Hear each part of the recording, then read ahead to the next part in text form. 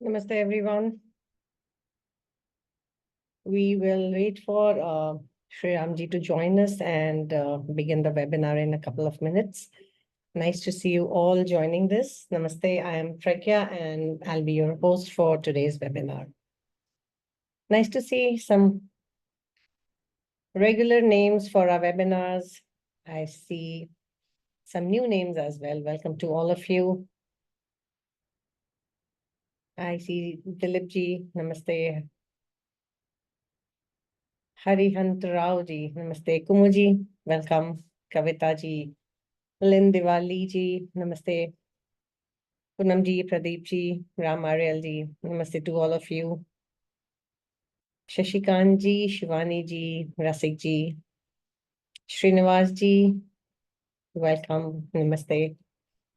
Trilok ji, Usha Pillai ji, Swami Ambikanand ji, namaste to all of you. I also see Chaturvedi ji, namaste. Glad that you have all joined this webinar. And we'll just have a couple of more minutes. Maybe you all can. Let me just initiate the chat for all of you.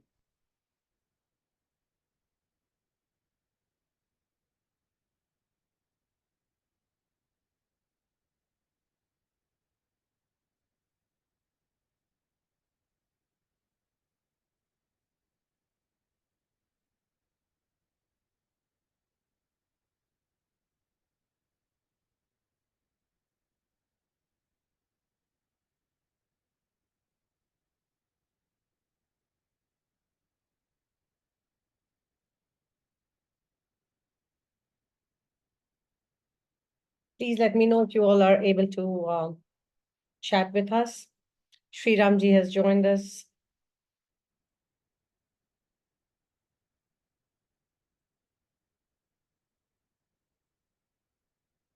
Namaste, Sri Ramji. I'll be hosting the webinar today, and unusual. Namaste. So, shall we wait for a couple of more minutes, or would you like to kind of begin? We're just waiting. More participants are joining us. Yes, let's wait till exactly the hour. Maybe 9:31, 9:01 or 9:02 we can start, right? Okay.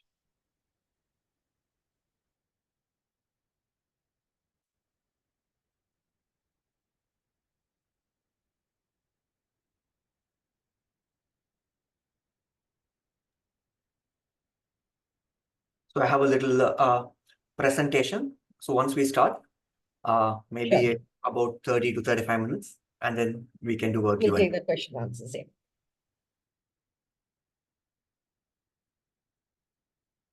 Yeah, I see more participants joining us now. We are at 27, so let's wait for some time.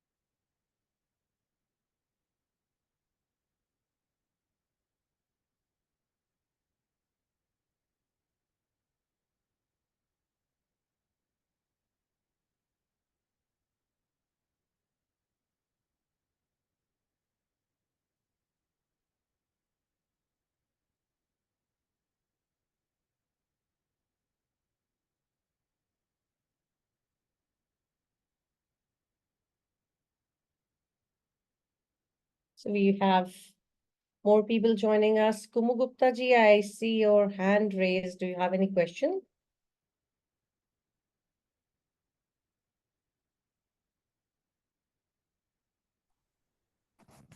Yeah, can you hear me? Can you hear me? Can you hear me? Yes. Now I can. Okay, so you said about chatting, but there is no chat. The chat is disabled. No, the chat has been enabled now. Please try now.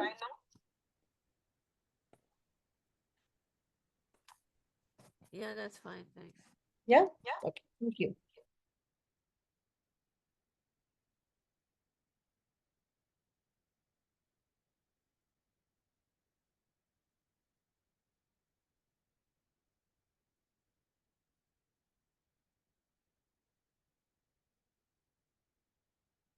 Shall we start, Sriramji?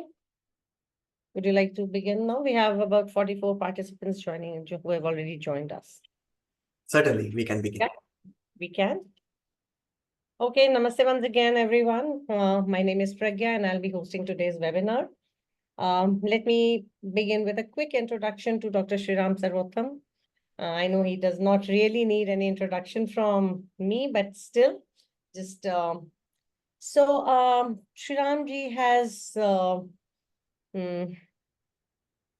been, I think, teaching at HUA for the last three and a half years, if I'm not wrong, three and a half years. And he is an ardent practitioner of yoga since childhood and initiated into yoga by his teacher, Yogacharya R. Subramaniam from Chennai, and with whom he studied for 14 years. And he has been teaching yoga since 1991 in India. He has taught over 300 yoga workshops and retreats all over the USA. And his workshops offer a holistic experience of yoga and blend wisdom from classic yoga texts. He uses texts like Patanjali Yoga Sutras, Bhagavad Gita, Hatha Yoga, Pradipika, etc. And he has given lectures, demonstrations, and workshops at various prestigious conferences such as Yoga Alliance Leadership Conference, Texas Yoga Conference, and Texas Medical Conference. He is also a founding member of Ekashri Schools of Yoga and a faculty member of Teacher Training Program of Yoga Bharati. He is also a recipient of the Exemplary Service Award in Yoga given by the Consulate General of India in 2015 and the Yoga Service Award given by ISKCON in 2009. And He holds a PhD degree in electrical and computer engineering from Rice University and works as a senior engineer in the tech industry, Bay Area, California. So with that, Sriramji, I can hand over the webinar to you for your presentation. All of you who have questions to ask him, please put your questions in question and answer box, Q&A box. We will take the questions after his presentation is over. Thank you so much. Over to you, Sriramji. Thank you. Thank you so much, Pragnaji, for the introduction. And thank you everyone for joining the webinar live. So in today's presentation, I'm honored to talk about the breadth and depth of yoga. So one of the objectives of this presentation is to deepen our appreciation of yoga and to understand how the broad spectrum of yoga practices, yogic wisdom, and yoga discipline can profoundly enhance the quality of our life. Many times people think of yoga as just postures, and that is just a very thin slice of the broad spectrum of yoga. And in today's session, hopefully we will discover the breadth of yoga. What are all the different streams of yoga, the varieties of yoga practices, the different facets and dimensions of yoga. And we will also explore a little bit about the depth of yoga, considering one branch of yoga or one path of yoga as an example. I'm going to take the example of karma yoga, and we will see how much in depth our great rishis and yogis of the past have unfolded the path of karma yoga with a variety of disciplines, practices, and wisdom.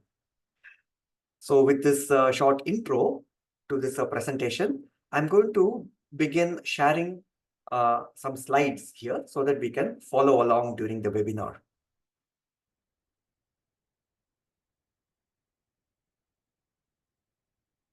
Okay.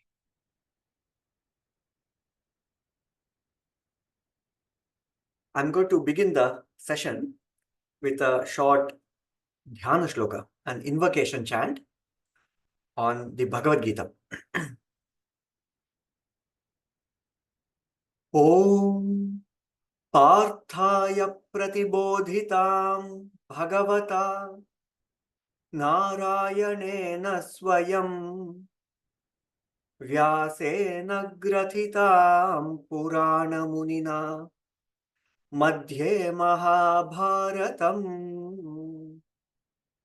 Advaitaamritavarshinim Bhagavatim Ashtadashaadhyayinim Amba Tvam Anusandadhami Bhagavad Gita Bhavadveshini Bhagavad Gita Bhavadveshini Bhagavad Gita Bhavadveshini.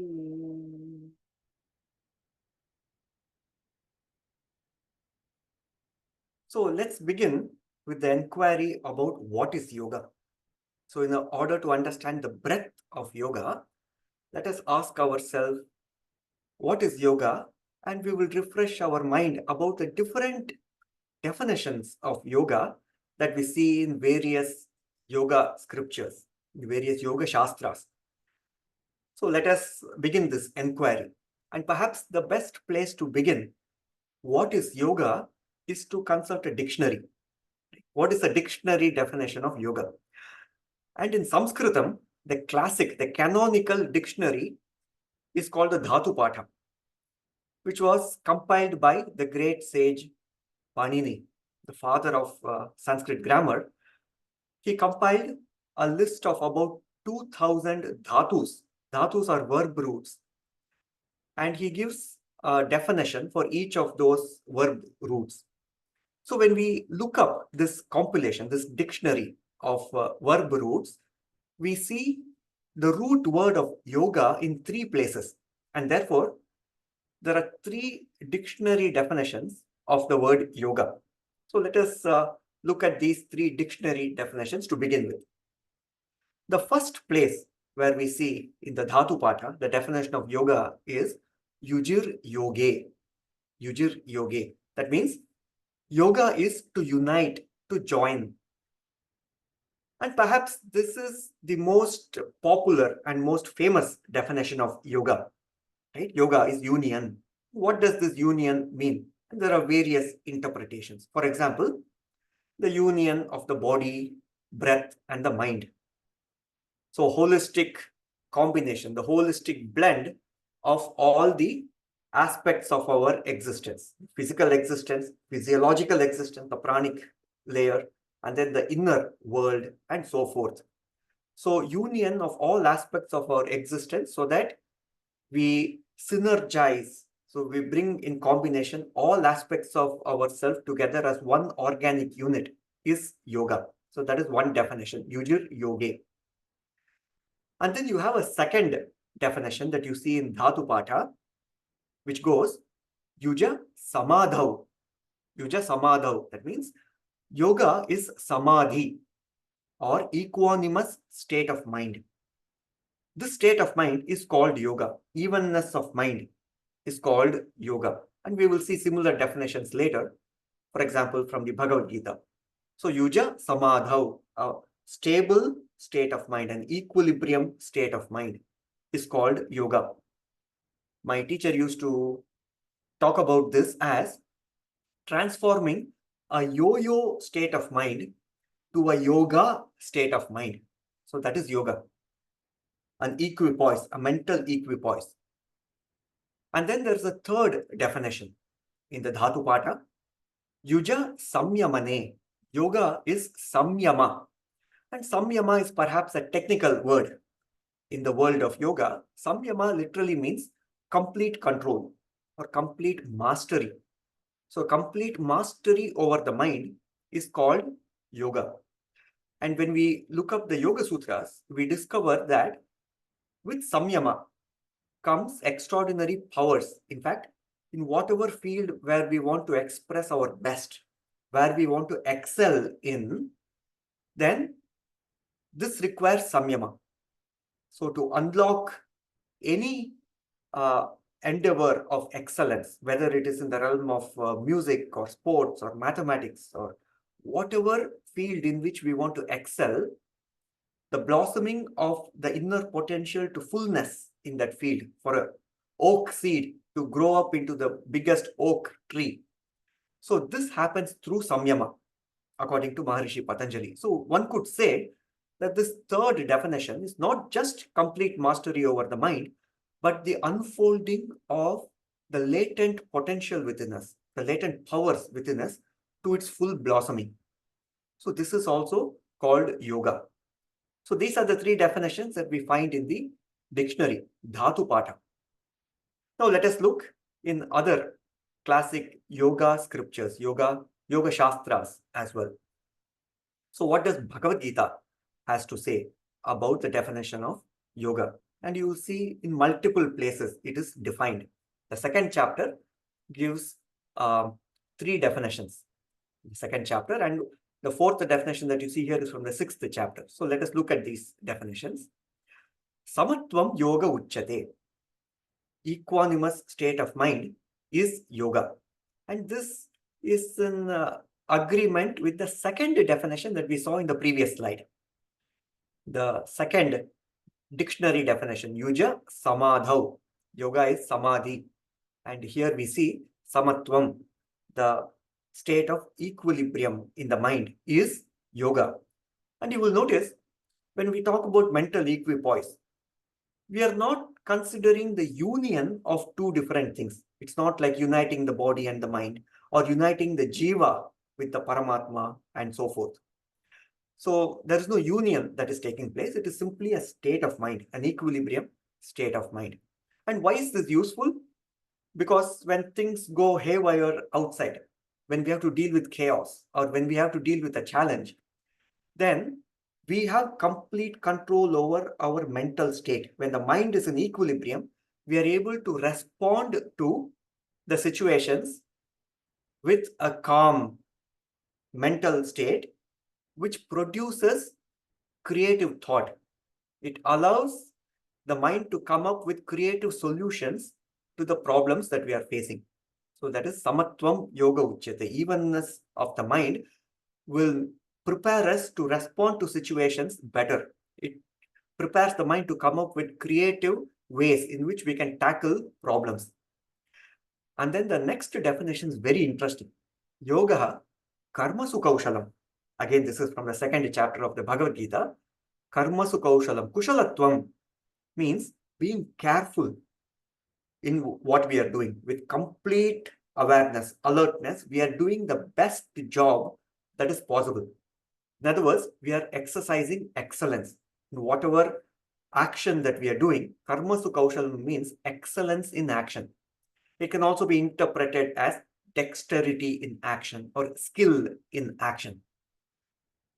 So karmasu kaushalam has various shades of meaning, and the intention to give our best, the most excellent action is karmasu kaushalam.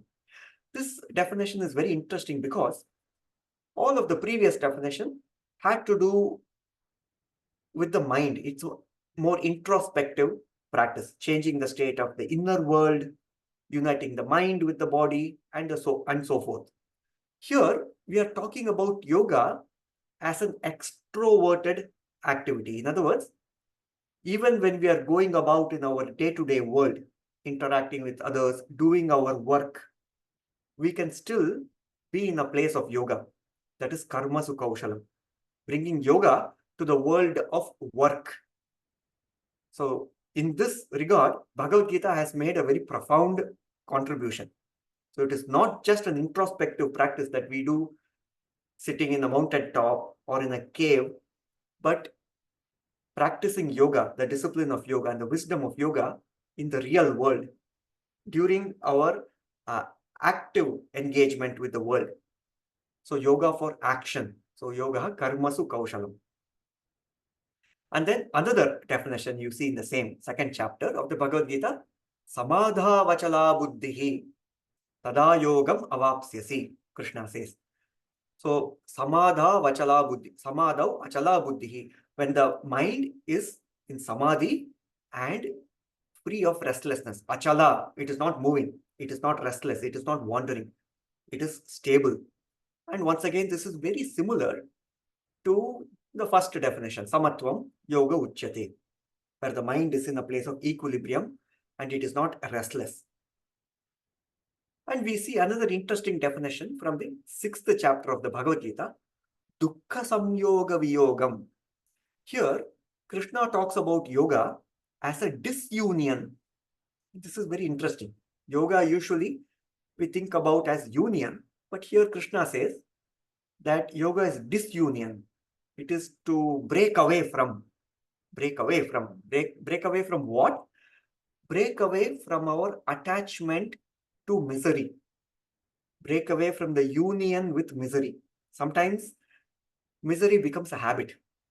The sad state of mind, it becomes habitual. And in order to break away from that, this is called viyoga, to break away from yoga. So yoga is defined through viyoga. Yoga is disunion or severance from the union with misery. This is called yoga.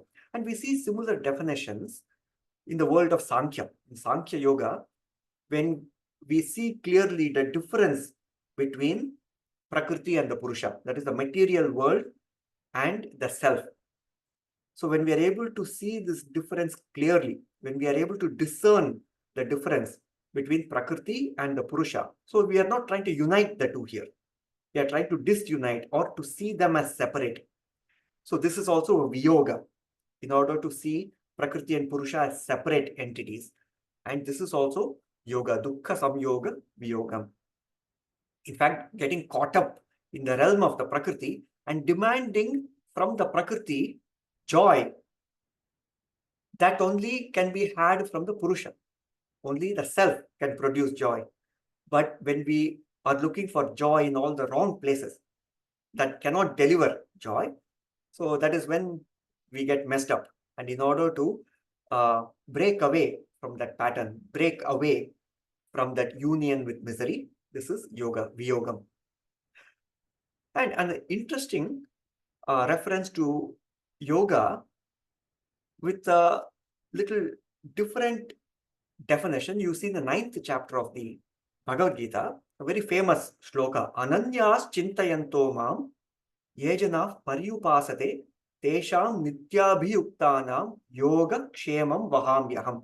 So Krishna says that for someone who is so devoted to the divine, Krishna guarantees, I will make the devotee, I will make their life filled with yoga and kshema, yoga kshema.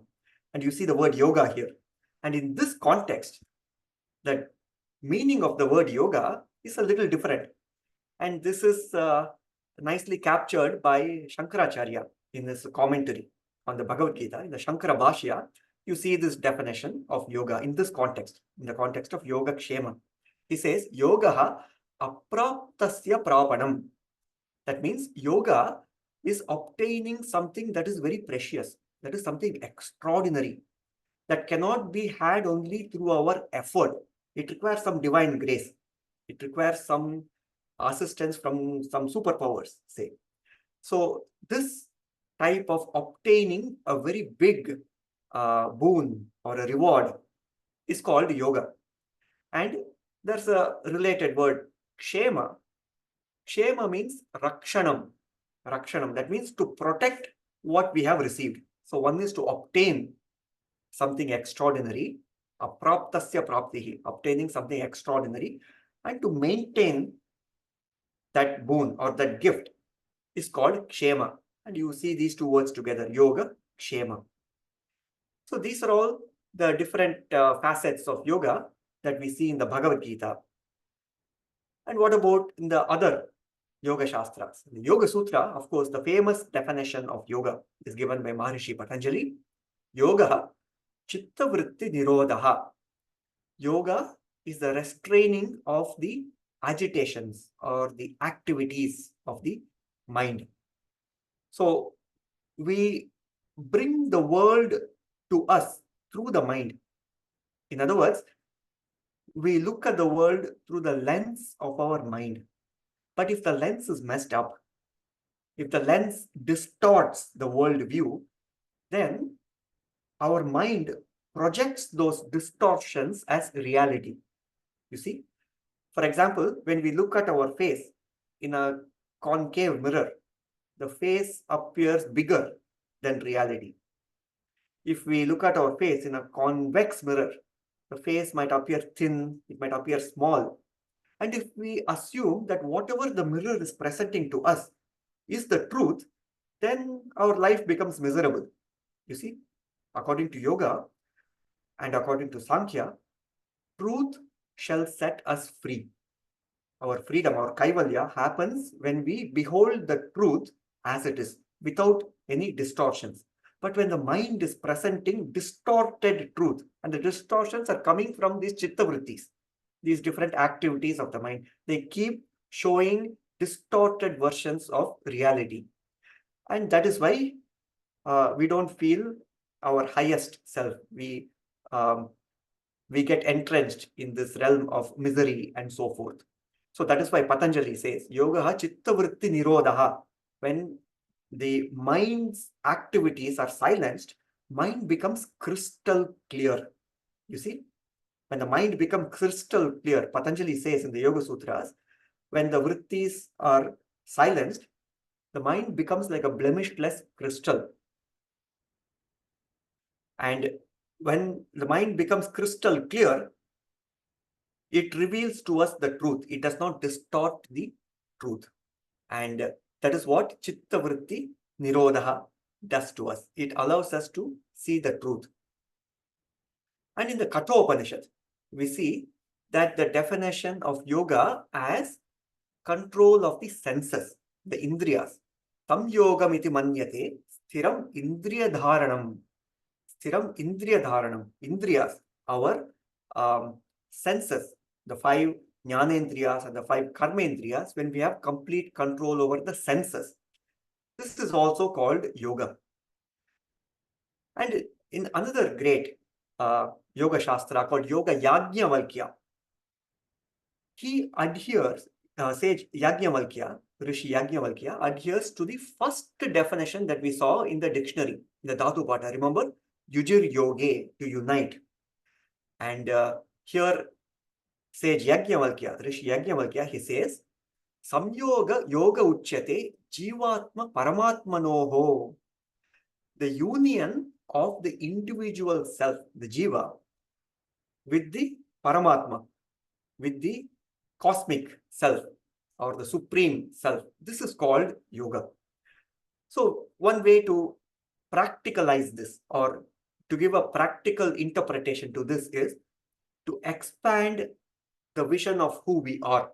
Not just think of ourselves as a limited being, as encased in this little body, in this little town, etc., but have a global vision that I can make an impact in the whole world, in the whole universe, and so forth, to expand the vision of the self. So uniting our vision of the Jiva with the Paramatma. Patanjali also says the same thing in the Yoga Sutras. Paramanu, Parama Mahatvantosya Vashikaraha. Parama Mahat, to have a big, broad vision of ourself. And this is the union of the individual self with the cosmic self. And then we see in the Yoga Vashishtam, Yoga Vashishta, the definition of yoga, he defines, sage Vasishta defines yoga as a means, as a upaya, as a remedial measure to quiet the mind. Manah prashamana upayaha yoga iti abhidiyate.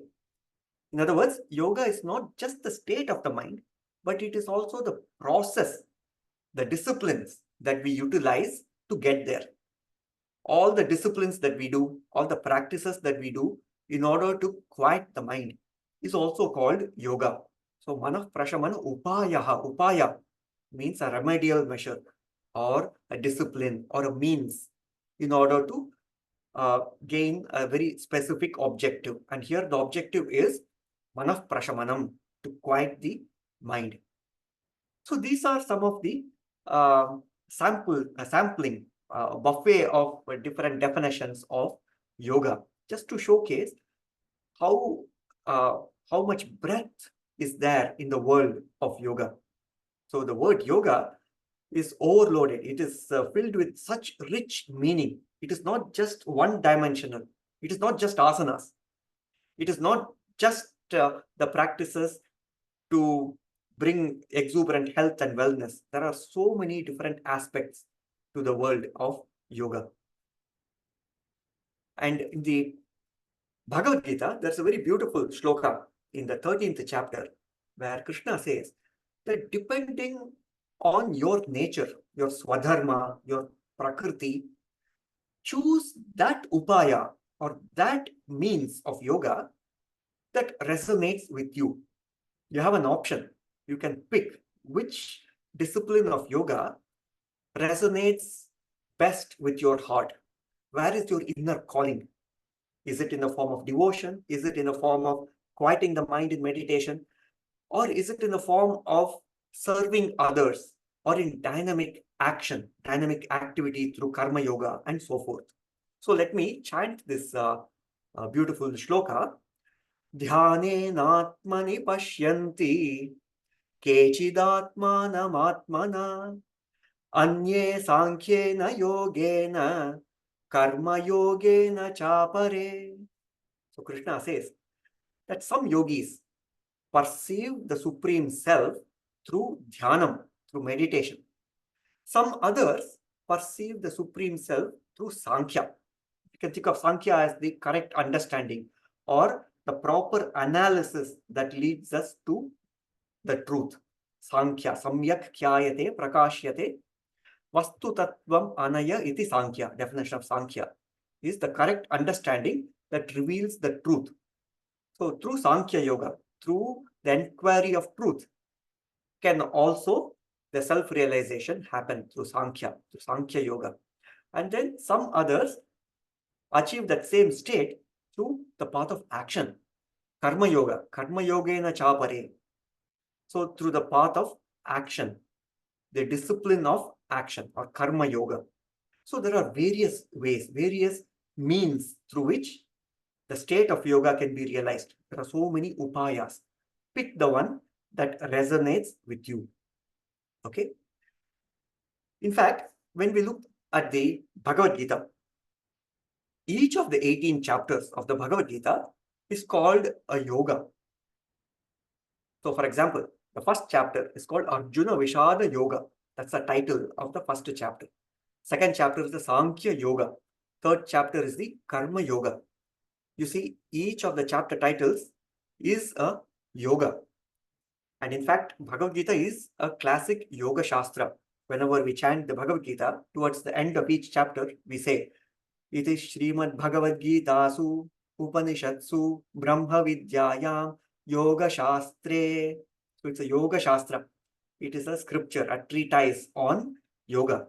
And in each of the 18 chapters, we learn something about yoga. For example, if we want to learn more about bhakti, suppose we resonate with bhakti yoga, say, our heart is inspired by devotion, devotional service, and so forth. Then the 12th chapter of the Bhagavad Gita is on bhakti yoga. The title is Bhakti Yoga, the yoga of devotion, and so forth, yoga of knowledge. 4th chapter, yoga of analysis, Sankhya Yoga that we saw before. Interestingly, even sorrow can be yoga. The chapter title of the first chapter is Arjuna Vishada Yoga. Vishada means despondency or sorrow. That can also be a stepping stone that allows us to see a bigger picture, that allows us to transform our life. In fact, before Arjuna experienced the sorrow, this despondency at the beginning of the Kurukshetra war, he was not really looking for a spiritual truths. You see, the mere fact that he was confused, there was some depression in the mind. Should I fight this war or not? In fact, he decided not to fight the war and to run away from the war. And in that state of confusion, it was the stepping stone for a big transformation to happen. So his mind was receptive for knowledge, and he bows down to Krishna, seeking clarity, seeking knowledge. So sorrow can be a stepping stone for enormous personal growth. And that is why perhaps the chapter title itself is a yoga, the Arjuna Vishada Yoga. So each of these chapters expound on some dimensions of yoga. Okay, so this gives us a perspective about the breadth of yoga. Now I just want to showcase what about the depth of yoga. Let us take one example. We will take the example of karma yoga, yoga of action. So what is yoga of action? What are the basic tenets of karma yoga, and what are some of the disciplines? If somebody says, oh, I'm a karma yogin, then how am I living my life? What are the disciplines that I am engaged in? How am I regulating my life through action? So if we ask ourselves this question, what are the attributes of karma yoga? Then in the Bhagavad Gita, we see that there are 9 abhyasas that are outlined, that are described. So even in this one stream of yoga, karma yoga, you see the depth here. There are so many abhyasas, or so many practices or disciplines that are given. Let us quickly walk through these 9 abhyasas that we find in the Bhagavad Gita. So the first abhyasa, yogastha kuru karmani. It says, be established in yoga first, and then do your actions, and do not reverse the order. You see, be happy first, and then express your happiness through action. Do not use actions as an expectation of joy. Use actions as an expression of joy. Be joyful first, and then use actions to express that joy. Do not reverse the order. So that is one practice that is given. This is again from the second chapter of the Bhagavad Gita. And then the second abhyasa, it's a very famous verse in the Bhagavad Gita. Karmanyevadhikaraste ma phaleshu kadachana ma karma phala hetu bhuhu ma te sango astu akarmani. So in the first statement, you see karmani eva adhikarahate. Adhikara means the right or a control. You have the authority to control your karmas, karmani. You have authority to choose your action, but we don't have control over the reaction from others or the response from others, or the outcome of the action is outside of our control. So choose your action and drop the anxiety about the results. The results will take care of themselves. So you choose your action. That complete control that you have over what actions you do, exercise that control. Choose your actions wisely. And then don't be anxious about the results. They will take care of themselves. This is an abhyasa. This way of going about our life is a practice. It's an abhyasa. Third abhyasa, sadosham api natyajet. This is from the 18th chapter of the Bhagavad Gita. Sahajam karma kaunteya sadosham api natyajet. That means all of our actions that we do in our life is tinged with some negative consequences. There is no perfect action in the realm of the Prakriti. There can be perfection in the intentions.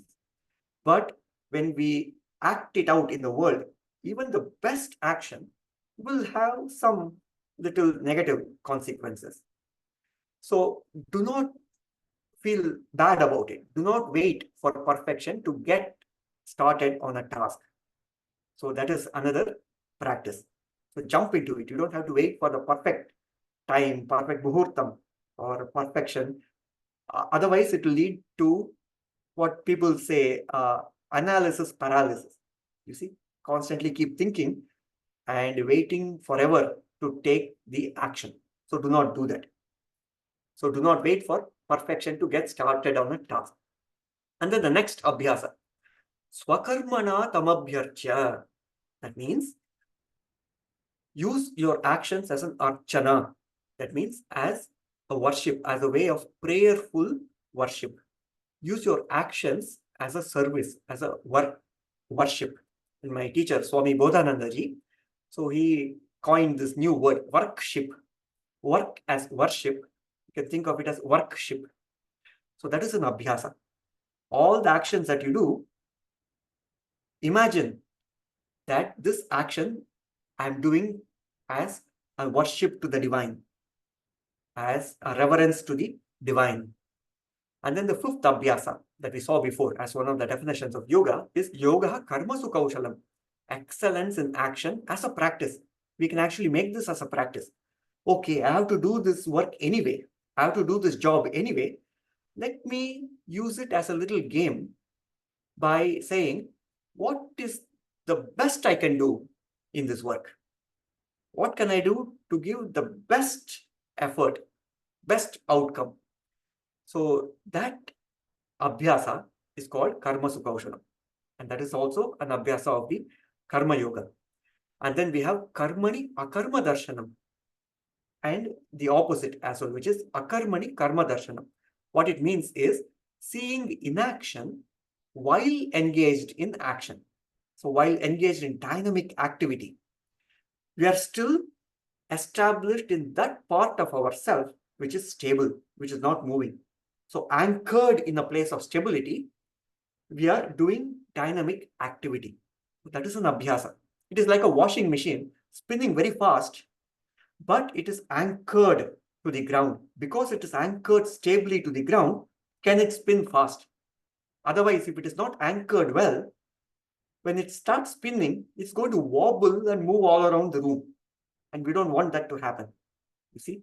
So anchoring ourselves in a stable spot, and then we are in a place where dynamic activity can happen. And then we have akartara darshanam, seeing ourselves as an instrument of action and not as the doer. So we can think of it as the non-doership. Sometimes we think, oh, I need to do this action. I need to do so much effort. I need to struggle. Without my effort, it cannot happen. So our action feels like a burden to us. But when we have this attitude, or when we discover the truth that we are not the doer, the body is just doing, I'm not the body, I'm witnessing my body doing action. So this is called non-doership, akartara darshanam. And that relieves the burden. We are still dynamically active, but we don't feel the actions as a big burden. Action becomes very light. In fact, actions become joy. So this is akartara darshanam. And then another abhyasa is loka sangraham. Loka sangraham means working for the welfare and the well-being of the entire world, to the entire humanity, and to all, not just the human population, but also to all the beings, the trees, the nature, and so forth. So in other words, working for not just a personal benefit, but for the benefit of the whole. Seeing the whole world as a big family, you see.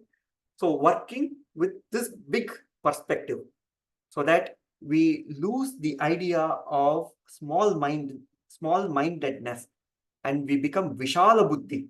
That means we have a very big world view, and with this perspective, working for the welfare of the entire world. This is loka sangraham.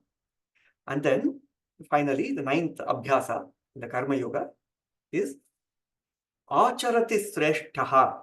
Acharati sreshtaha means walk the talk. Walk the talk.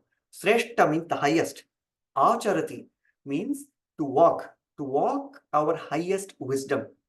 Many times we have a lot of great ideas, but we don't follow through with our actions.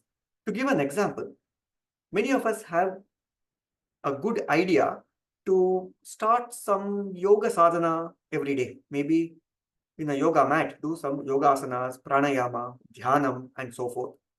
But many times we ignore that wisdom and not do any activity to bring exuberant health and wellness. You see? So we have a lot of good ideas. There's a lot of wisdom there, but we don't apply that wisdom in our daily life through action. So a person who does that, who walks that talk, they become role models. So in the same shloka where Krishna talks about this abhyasa, yadyad acharati sreshtaha tattadevetaro janaha sayap pramanam kurute lokastad anuvartate. So Krishna says, one who walks the talk becomes a role model. And people who look up to such a person, a sreshtaha, they try to emulate or to follow their footsteps, following the footsteps of the role model, you see. So it becomes an abhyasa. We are doing this highest action, not just for our benefit, our practice of karma yoga, but to model this good behavior to others, so that others can get inspired by watching you. You become such an amazing role model that you inspire others through your action. For example, instead of telling people, do yoga every day, it will benefit you, simply do yourself the practice of yoga, you see. And when people watch you, they will get inspired and they will give themselves the gift of yoga sadhana as well.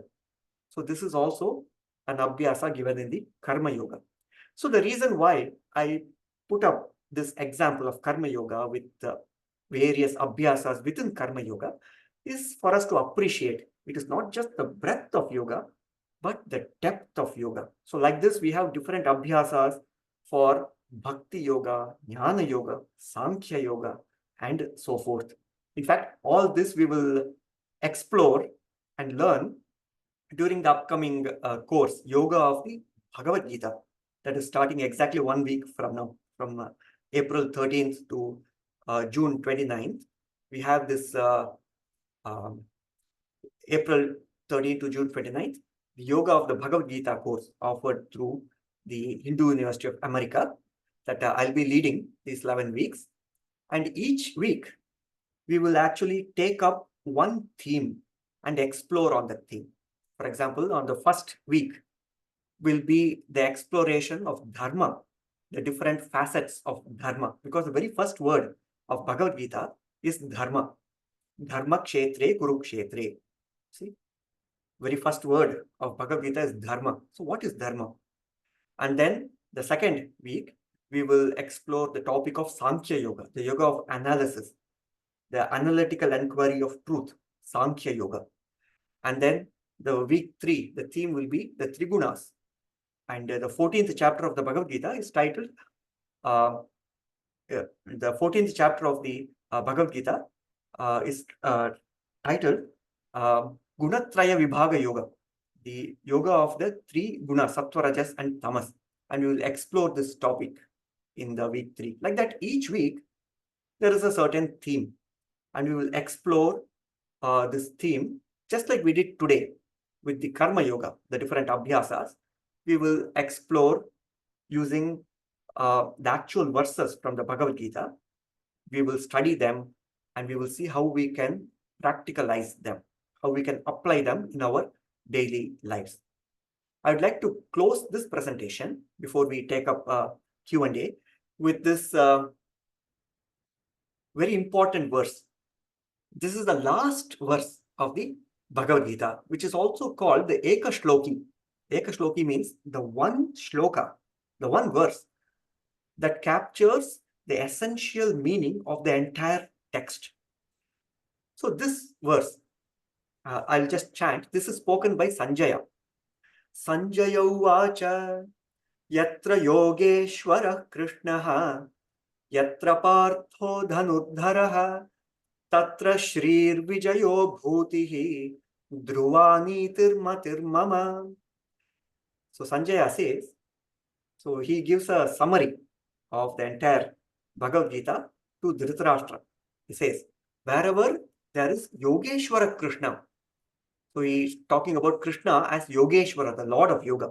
So wherever there is Krishna, Yogeshwara, and wherever there is Partha, Arjuna, wherever there is Arjuna, and he uses the word Dhanurdharaha. That means Arjuna who is ready with the bow in order to fight, in order to engage in the world. In other words, a person who is ready for action. So when we combine Krishna, who embodies the yoga, in other words, self-realization, the samadhi, remember the different definitions of yoga, and Arjuna, who embodies dynamic action, ready for action. So when these two aspects of ourselves come together, so we are in our wisdom, anchored in our wisdom, and ready to express that wisdom through action. Then, in such a space, Tatra Shrihi Vijayaha Bhutihi Dhruva Nitihi Matihi Mama. Tatra Shrir Vijayo Bhutir Dhruva Nitir Matir Mama. What Sanjaya says is, in such a place, there will be prosperity, there will be victory, there will be well-being, there will be orderliness, there will be righteousness. And of this, I am convinced. This is certain. This is my opinion. Dhruva Niti Matihi Mama is what Sanjaya says. So in other words, by combining the inner world, the stability, the equilibrium in the mind through dynamic action, that is when the synergy happens. Synergy, the combination is so powerful, much more powerful than the mere sum of its parts. That's what synergy is. So in such a place of synergy, there is victory that happens. This is also called the Jaya Shloka, Vijaya Shloka. Tatra Shrihi Vijayaha Bhutihi Dhruva Nitir Matir Mama. And here is where we are synthesizing inner peace and outward dynamism. My teacher used to call it iPod, inner peace, outward dynamism. And so with this thought, let me conclude the presentation here. I'm going to exit the slide sharing.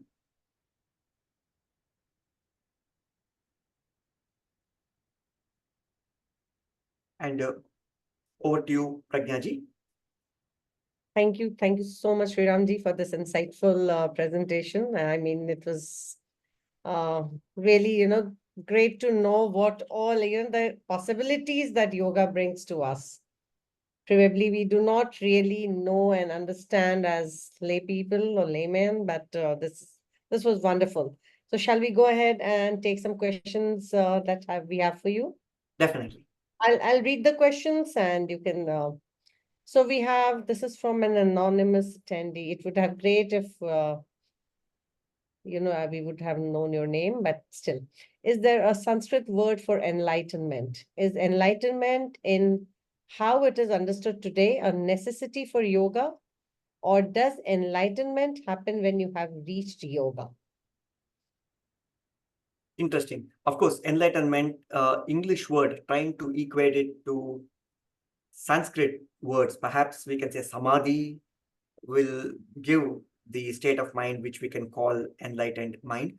But it's interesting that the path of yoga called Raja Yoga, one of my teachers, Srivatsa Ramaswamiji, so he used to describe Raja Yoga as the yoga of enlightenment. Usually, people translate the word Raja Yoga as the royal path, because Raja means king, so the royal path. But there is a deeper meaning than that. There is a meaning beyond the literal meaning of Raja Yoga, because the word Raja or Rajra, remember we spoke about the dictionary, the Dhatu Patha before, compiled by Panini.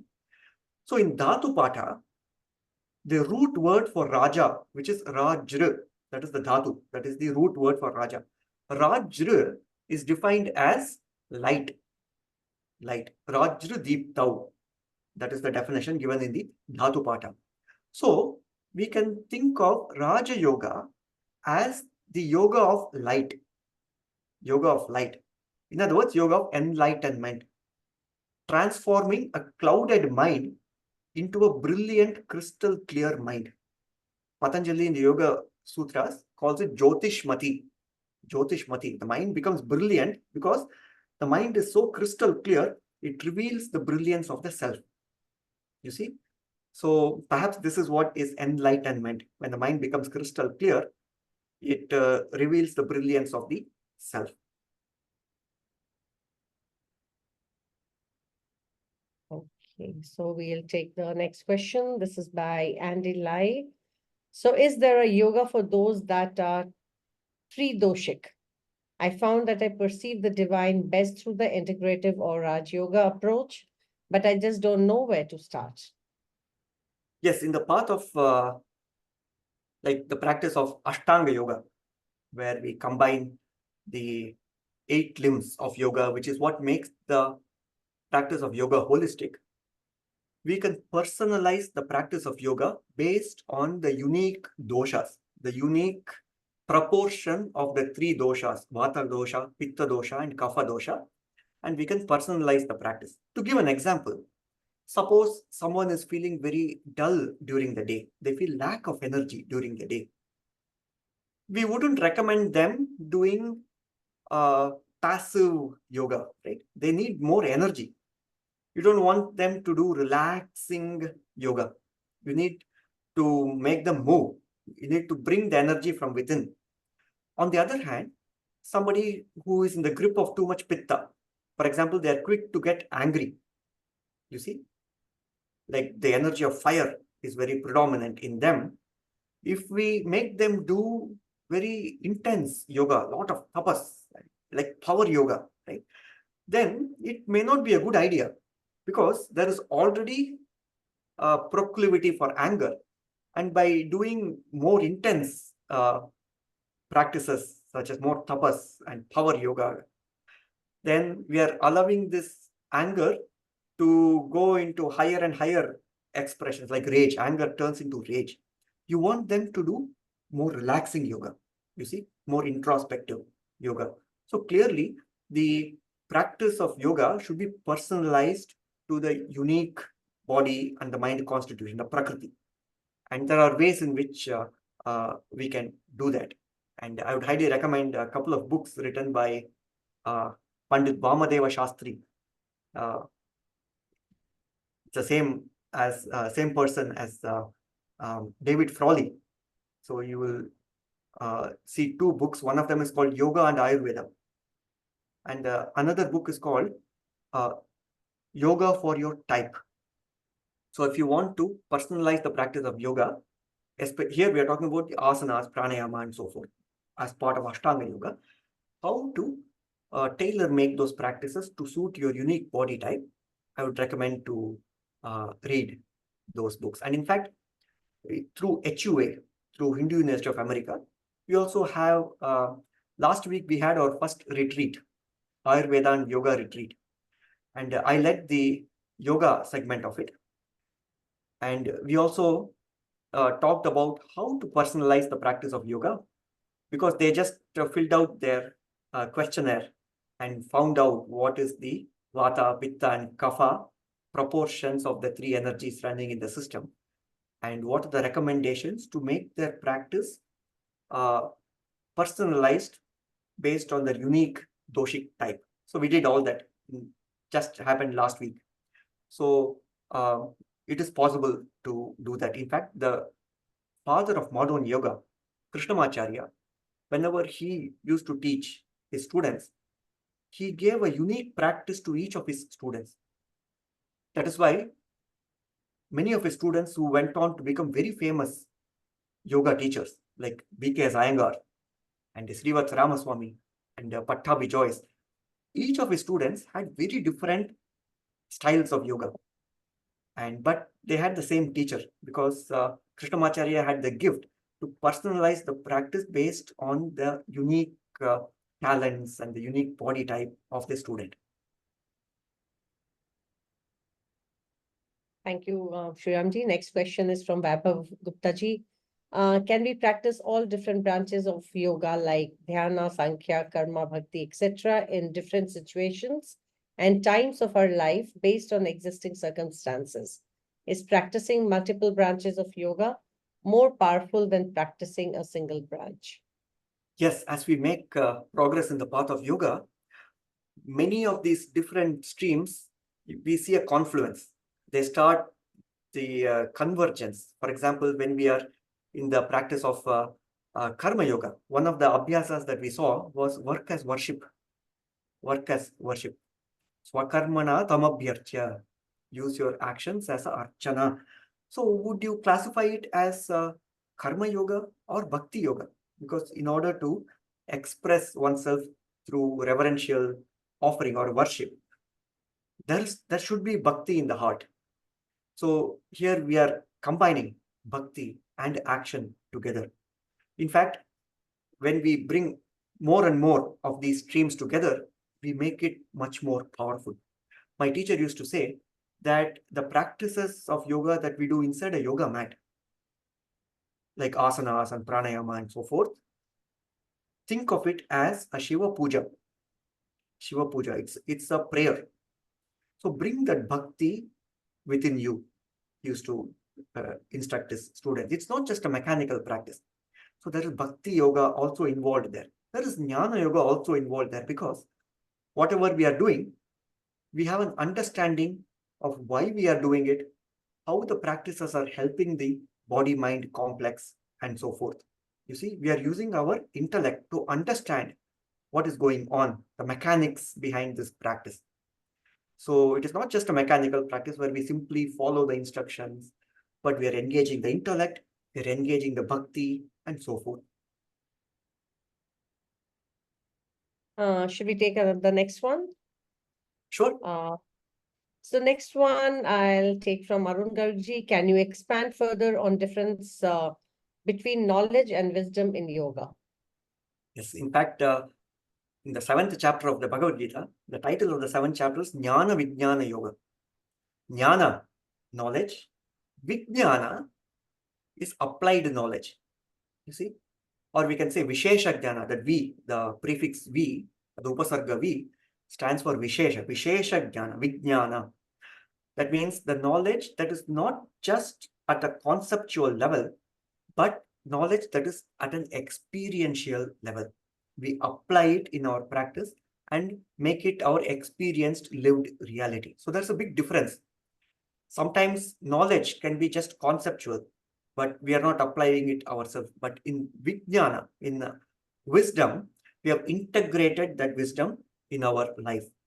And it is also called Nididhyasanam. So Shravanam, you hear that knowledge, Mananam, contemplating on that knowledge.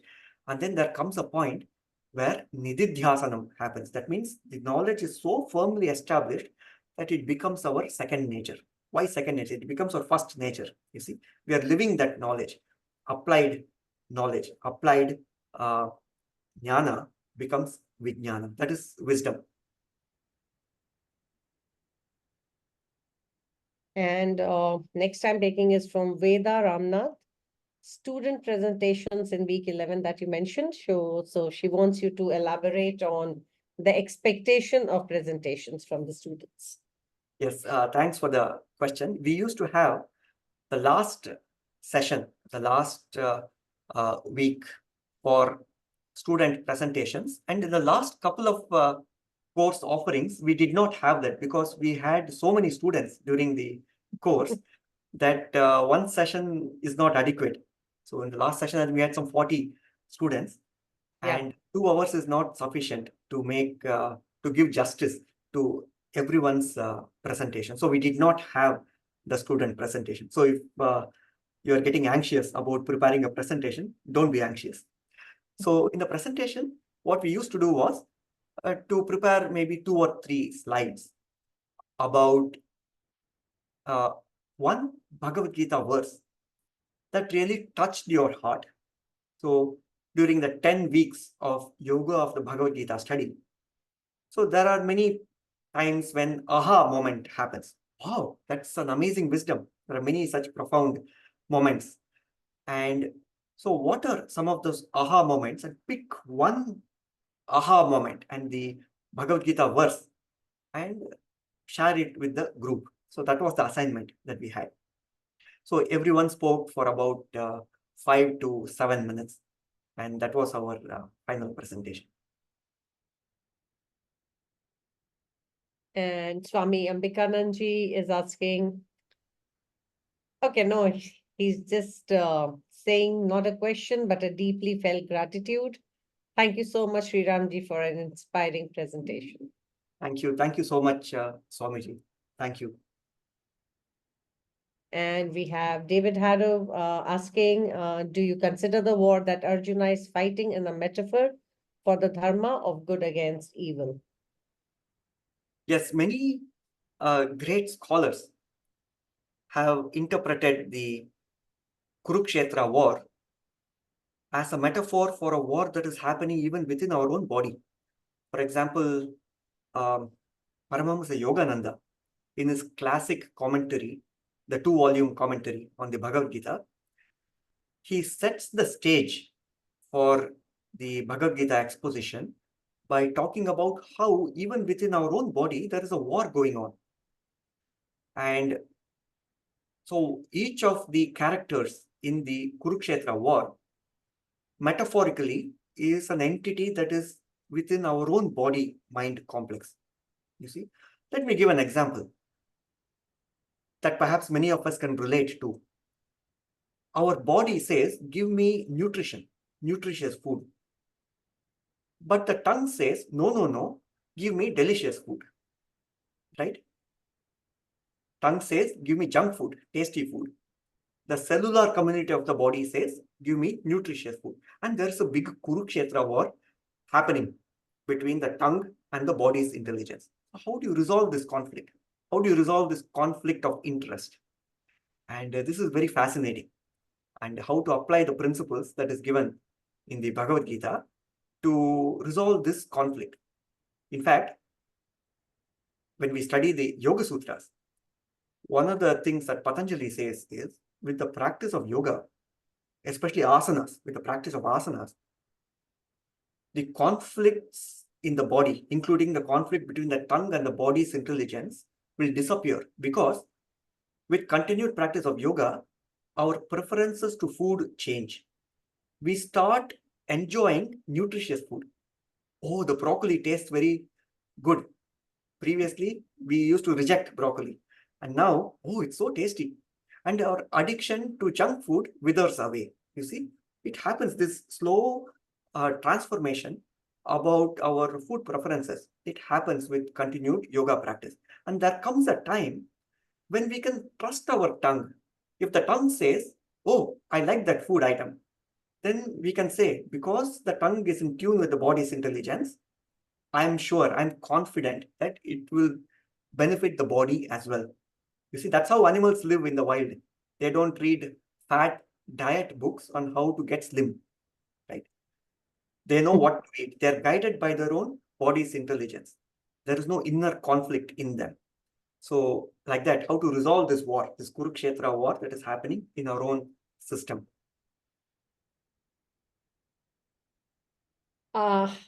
Shivani ji is asking, is it possible to get connected with Sri Ram ji directly via email or so? So Definitely. we'll share your email ID within the HUA email ID. Sure, I'll share my email in the chat box. Yeah.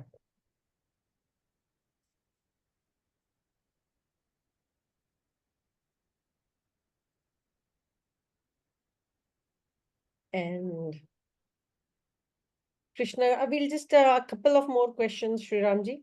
Krishna ji is asking, I often read Upanishads, Bhagavad Gita, and Patanjali Sutra and do exercises, but my mind, willpower decreases and becomes tamasic mind. Please tell me why this is happening. I have enough to live on. Yes, I can totally empathize with the situation. Sometimes we keep learning more and more, reading books on yoga. My teacher used to call them armchair yogis, right? Armchair yogis. So yoga is always a combination of knowledge and practical application of that knowledge. You see, we have to practice our wisdom. We have to practice what we learn. Now, you specifically mentioned about the tamasic state. The practice of yoga that we do inside a yoga mat is especially crafted in a way to reduce tamoguna, to reduce rajoguna, and promote sattvaguna. There is a shloka in the 14th chapter of the Bhagavad Gita. I'll quote the shloka, which talks about the dynamics of the three gunas. Krishna says in the 14th chapter, Rajas tamascha vibhuya sattvam bhavati bharata rajas sattvam tamas chaiva tamas sattvam rajas tatha. What it means is, when you bring down rajas and tamas, sattva will increase. When you bring down rajas and sattva, tamas will increase. When you bring down tamas and sattva, rajas will increase. So he presents all the three possibilities, right? You cannot bring down all three at the same time. You can only bring down two gunas, and the third one will automatically raise. Now, the practices in yoga that we do inside the yoga mat is crafted in such a way that each segment reduces or pacifies either rajoguna or tamoguna. It is said that asanas reduce rajoguna. Pranayama, the breath regulation practices, pacify tamoguna. So when you practice asanas and pranayama together, you're reducing rajas, reducing tamas, and sattva will automatically come up. That's a guaranteed way to bring sattva. What is sattva? Sattvam lagu prakashakam. According to Sankhya, in the Sankhya Karika, definition of sattva is sattvam lagu prakashakam. Lagu means feeling of lightness. Prakashakam, crystal clear and brilliant. The mind becomes crystal clear and brilliant. And so the point is, if we practice only asanas, ignoring pranayama, because some people find, oh, pranayama is boring. I just have to catch my nose and there is no action there. It is boring. But all the action is in asanas. It is photogenic, right? You can take a picture and post it on Instagram. So action is all on asanas. So I'm going to do only asanas. I'm going to ignore pranayama. If somebody does that, what happens is, remember, asanas reduce rajoguna. But if you also don't bring down tamas, what is going to happen is either tamas or sattva will come up. So on some days, after you do the only asana practice, on some days you will feel sattvic, yes. But on 50% of the days, you may feel tamasic. You see, because we haven't done pranayama to bring down the tamoguna. So we need both. That is why the holistic practice of yoga is very important. The holistic practice where we combine postures, breath work, and inner work, like meditation and so forth. In fact, the whole Ashtanga, the 8 aspects of yoga. And for the sake of simplicity, we can say postures, breath work, and meditation. This combination is extraordinarily powerful. And when we bring this combination in our daily life, it creates the platform for exuberant health to blossom in our life. And it also creates the platform for enormous personal growth. So the answer to the question, how to come over or to overcome the tamas, is a holistic practice, not just reading the scriptures, but applying it in practice in the yoga mat and in the real world, day-to-day life. Rajendra Patel ji is asking, can you write the titles of the books you mentioned in the chat, and are these recommended for this course? And the second question is, there is an obvious study reason for doing this course. How else can we or should we use such teachings, namely expand on some practical examples of undertaking this study? Yes, so let's look at the second question first.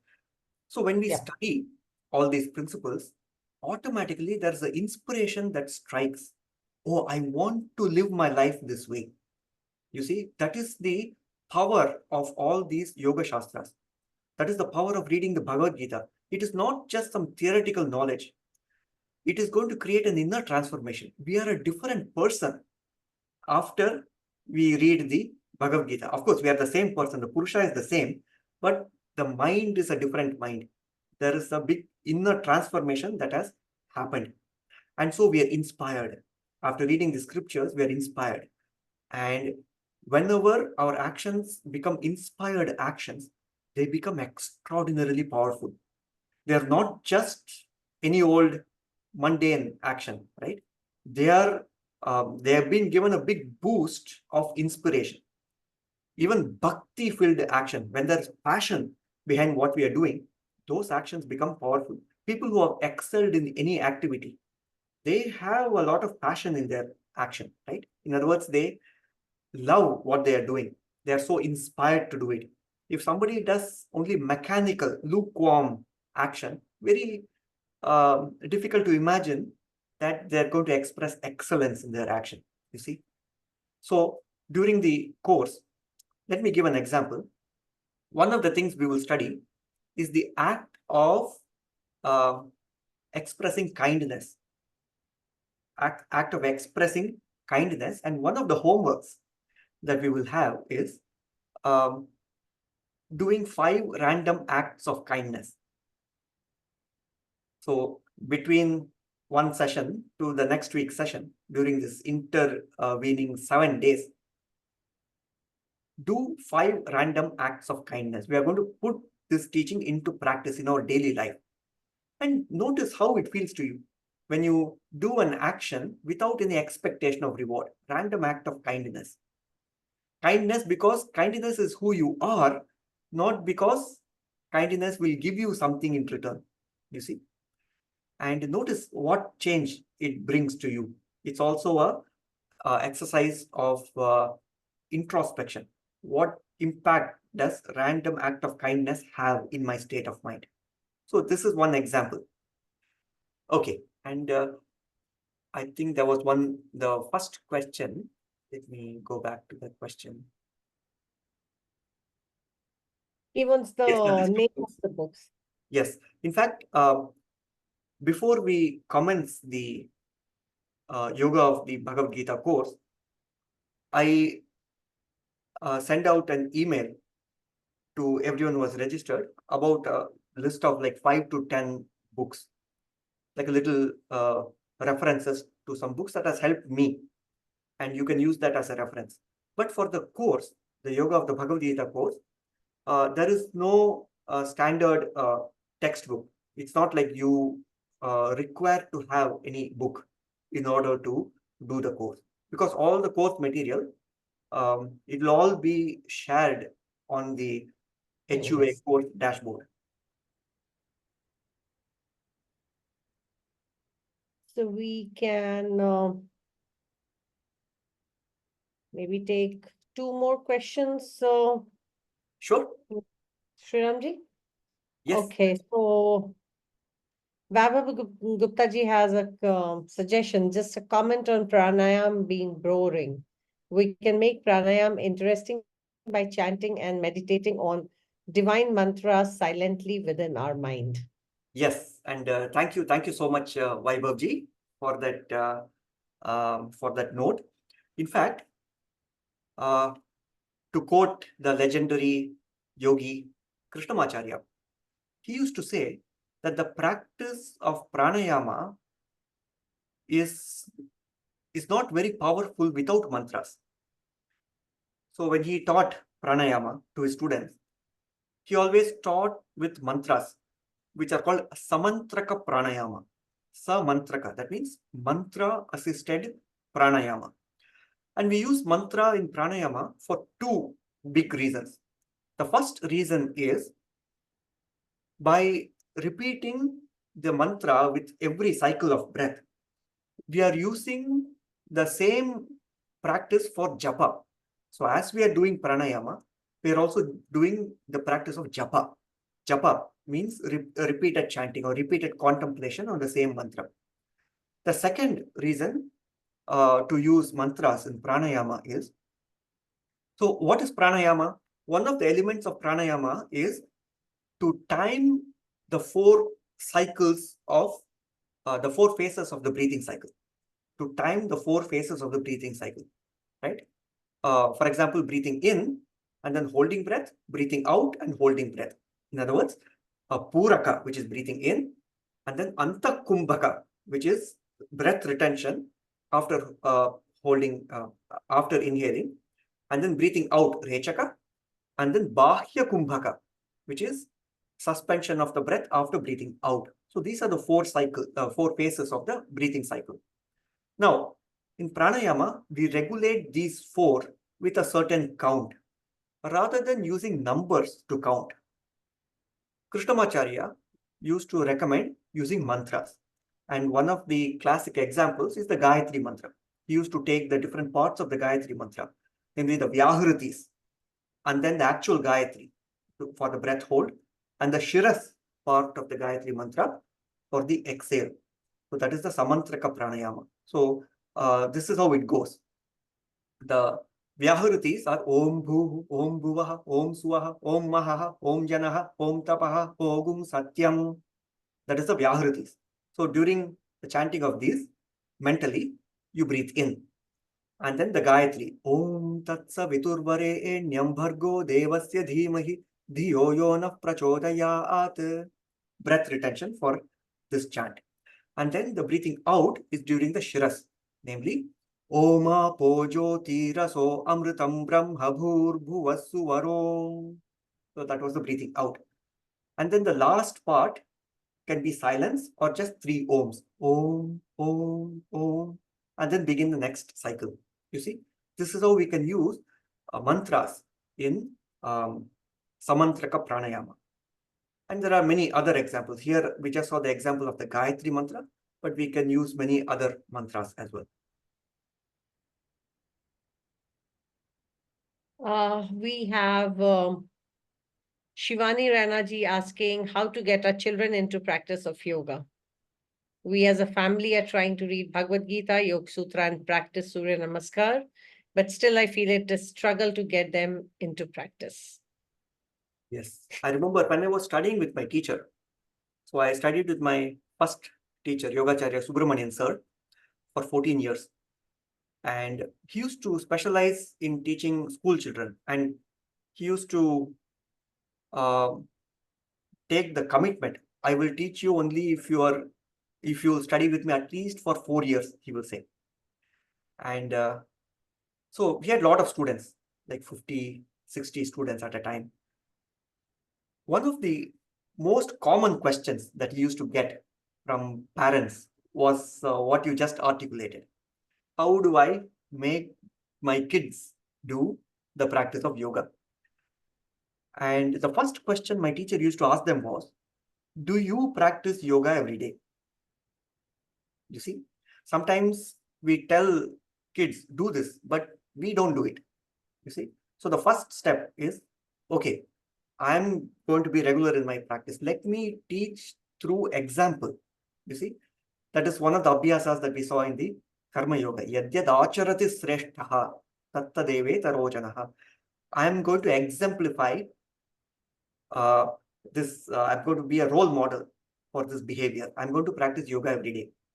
And that will create a sense of inspiration in them. Oh, this person is practicing every day without a break. It's very important for them. In due course of time, they will be inspired to that practice. You see, and if they don't get inspired, it is okay. It is their decision. It's their freedom of choice, right? In fact, one of the things about yoga practice is anushasanam. Shasanam means discipline. Anushasanam means self-inspired discipline. This is the very first sutra of the Yoga Sutras. Yoga is a self-inspired discipline. It is not a discipline that is forced upon us by somebody else. You see, let them get inspired into yoga. Let them not feel as if they are pushed into yoga and they're obligated to the practice of yoga. And the best way to inspire them is through the power of personal example. And 2-3 more questions. I heard that doing yoga should keep the mind into no guna, not even sattva. How can you explain? And how does the practice of yogic postures impact the gunas? Yes, that's two amazing questions. So let's start with going beyond the sattva guna as well. All the three gunas, the tamas, rajas, and sattva, they exist in the realm of the prakriti. So they exist in the realm of the physical, material world. So sattva or sattvic state, as we saw before, sattvam laghu prakashakam. Sattva brings a feeling of lightness, both at the body and the mind level, and a feeling of clarity, prakashakam, crystal clear, brilliant state of mind. But we are not the body, we are not the mind also. You see, however beautiful we make the mind, crystal clear mind, we are still not the mind. We are the Purusha that is behind the mind. You see, so in order to transcend sattva guna, that is what is called gunatita. That means we have gone beyond sattva as well. We have gone beyond tamas, rajas, and sattva. You no longer are craving for a crystal clear state of mind, because it's like you don't need moonlight because you see the sun. The moon is reflecting the borrowed light of the sun. You see, like that, the mind is just reflecting the brilliance of the self. But if you are able to see, if you are able to realize the self directly, that means you are able to see the sun directly. You don't need moonlight there. You see? So that is what is going beyond the three gunas. And there are a couple of very famous shlokas in the Bhagavad Gita that talk about that. In the second chapter, there is a famous shloka. Traigunya Vishaya Veda Nistraigunyo Bhavarjuna. Nistraigunyo. That means go beyond the three gunas. And the way to go beyond the three gunas is by striving to be in sattva for more and more time. And once we are in sattva, there comes a time when automatically we transcend the gunas. My teacher used to give an analogy for this. If you want to go to the sky, like if you want to go high in an aircraft, 30,000 feet above the ground, where do you go first? Your effort is to go to the airport. And once you are in the airport and seat yourself on the aircraft, you don't do anything. The aircraft, which is driven by the pilot, they will take you up to the sky. You see, like that, our effort is to take ourselves to the place of sattva. And once you are in sattva, that's it. Just be in the place of effortlessness. that Gunatita will happen automatically. Thank you, Shriramji. I know we are really above the allocated time, but just two more questions from my side. Like many students who are interested in your course, they often ask this. Is Sanskrit a prerequisite to your course? A knowledge or a working knowledge of Sanskrit? Is that a prerequisite? Knowledge of Sanskrit is not a prerequisite. We will use a lot of Sanskrit words, but every time we use that word, I will also be careful to translate it in English. You see? Okay. So that way, we are also familiarizing with the Sanskrit words. And when we also hear the English translation, it's a way to start our journey on Sanskritam as well. In fact, they say Sanskrit is the language of yoga. Yeah. Language. And so this course can be taken by beginners, as in people who are not really initiated into Bhagavad Gita or any Hindu philosophy. So they can start with this. Yes, this is open for everybody. Yes. Everybody. Okay. And just one last question, and then we'll close. Does this course help learning the practice of yoga in the correct manner daily with Samantra Pranayam? Which material yoga mat is preferred to increase Sattva Gun? Okay. So in this particular course, the focus will be on understanding of the Bhagavad Gita through the lens of yoga. In other words, studying Bhagavad Gita as a yoga shastra. And in order to put this in practice, for example, if you want to practice asanas, pranayama, and so forth, there are so many opportunities, there are so many great yoga teachers and resources to learn yoga from. Perhaps in the city that you are living, I'm sure you will find different styles of yoga and choose one that resonates with you, that is deeply rooted in the tradition of the proper tradition of yoga. It should be fairly easy to find. Now, as a future course, we are thinking about creating one more yoga course, not in this quarter, but maybe in fall 2024 or winter 2025. So later this year, we are planning on a course where we are going to combine theory and practice. So this is how it's going to work. The first hour will be theory.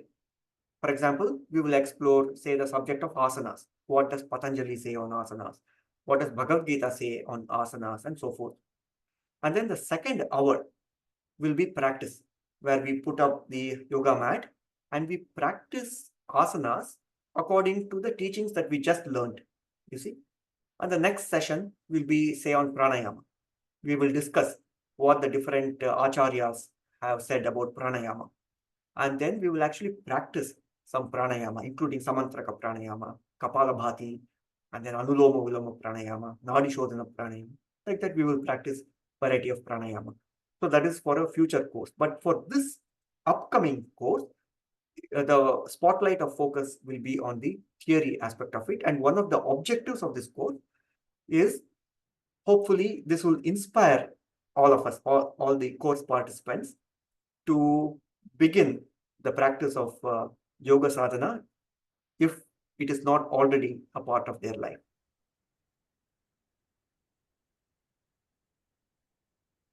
So thank you, Shriramji. Thank you so very much for this inspiring and insightful presentation. I mean, I'm sure you've had many of us inspired and wanting to take your course. And all of you who are interested, you will be receiving a follow-up email and with the registration link of the course. In case you have any kind of questions regarding admissions or registrations, please, or even if you would want to ask anything from Shriramji, please do respond to that email. We will, whatever we can do at our end, we will. If not, we will put you in touch with Shriramji if there is any academic question. Thank you so much, everyone. And thank you, Shriramji, once again. Thank you. It was a pleasure hosting you. Thank you. Thank you so much. Hey, Dhanyawada. everyone.